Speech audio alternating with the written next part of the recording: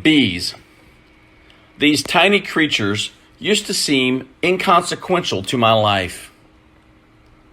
But I've learned that the balance of our ecosystem depends on bees. Some of my favorite fruits and vegetables are dependent on the busyness of bees. Without bees, the production of avocados and almonds, cherries and cranberries, strawberries and squash, peas and peaches are affected. Unbeknownst to the bees, in their process of searching for nectar and collecting pollen, these insects transfer pollen from plant to plant, fertilizing the plants and enabling them to bear fruit.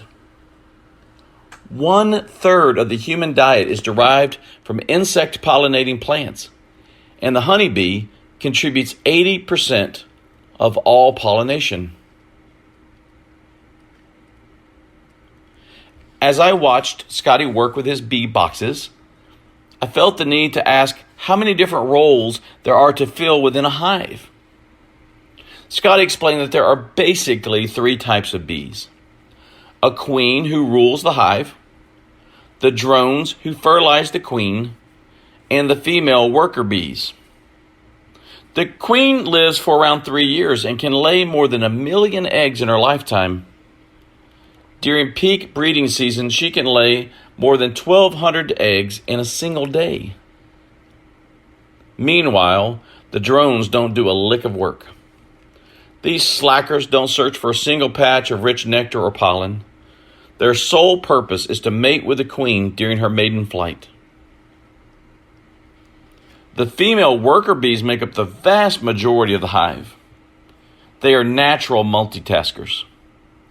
During their life cycle, they perform all kinds of roles, from nurse bees to feed the older and younger larvae, to fanning bees who keep the hive cool, to queen attendants who feed and groom the queen.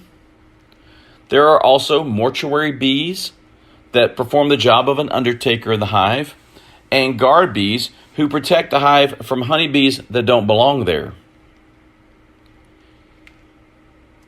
As Scotty commented on the various roles in a hive, I realized that bees and followers of God have something in common.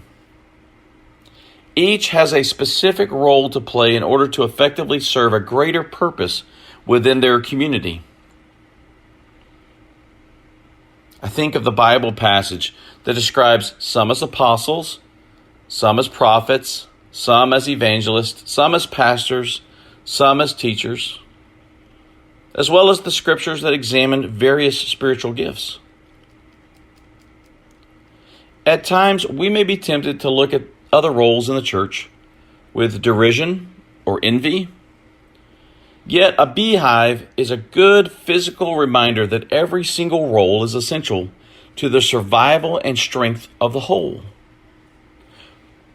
When a church, like a beehive, is filled with people working and serving in the roles God has given them, there's a rich blend of uniqueness, responsibility, and unity. And oh, what amazing sweetness naturally abounds.